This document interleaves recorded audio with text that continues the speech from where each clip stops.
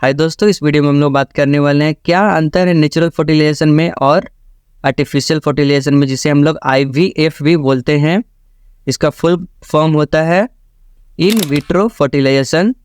तो सबसे पहले हम लोग बात करेंगे नेचुरल फर्टिलाइजेशन के बारे में, जिसे हिंदी में हम लोग बोलते हैं प्राकृतिक फर्टिलाइजेशन, और उसके बाद हम लोग बात करेंगे आर्टिफिशियल फर्टिलाइजेशन के बारे में, जिसे हिंदी में बोलते हैं मानवकृत फर्टिलाइजेशन। तो नेचुरल फर्टिलाइजेशन में एक मेल और एक फीमेल फिजिकली रिलेशन बनाते हैं, जिसमें से मेल का स्पर्म और फीमेल का एग यूट्रस के फ्लोपियन ट्यूब में जाकर के मिलता है। उसके बाद जाकर के एम्ब्रियो तैयार होता है और वह एम्ब्रियो धीरे धीरे जाकर के बच्चे के रूप में तब्दील हो जाता है, जिसे हम लोग नेचुरल फर्टिलाइजेशन बोलते हैं। आर्टिफिशियल फर्टिलाइजेशन बोले तो IVF प्रोसीजर में सबसे पहले महिला के एग को स्टिमुलेट किया जाता है बाय मेडिकेशन और इंजेक्शन, ताकि वह अच्छा से एग जो है ग्रोथ करे और अच्छा से फर्टिलाइजेशन हो।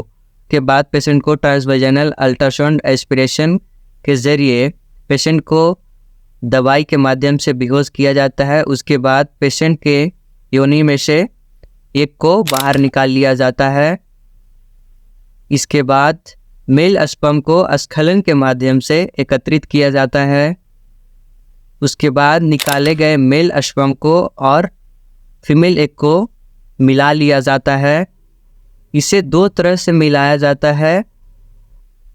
पहला है इसे एग और स्पर्म को से पेट्री डिश में मिलाया जाता है। दूसरा प्रक्रिया है फीमेल का एग में स्पर्म बाय इंजेक्शन मिलाया जाता है। ये प्रक्रिया तब होती है जब मेल का स्पर्म का काउंट लेवल 0 हो जाता है, तब ये प्रोसीजर किया जाता है। उसके बाद एम्ब्रियो तैयार हो जाता है। इसे 3 से 5 दिन तक लैब में रखा जाता है। लैब में ये देखा जाता है कि एम्ब्रियो जो है अच्छा से ग्रोथ कर रहा है कि नहीं। उसके बाद एम्ब्रियो को महिला के यूट्रस में बाय नीडल डाल दिया जाता है। यह प्रोसीजर में कोई पेन नहीं होता है और इस प्रोसीजर में कोई एनेस्थीसिया की ज़रूरत नहीं पड़ती है, क्योंकि इस प्रोसीजर में पेन होता ही नहीं है।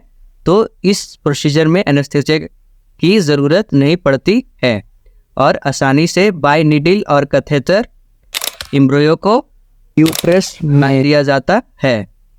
और 2 से 3 सप्ताह के बाद इसे बाय ब्लड टेस्ट जांच किया जाता है कि प्रेगनेंसी सक्सेसफुल रही या नहीं।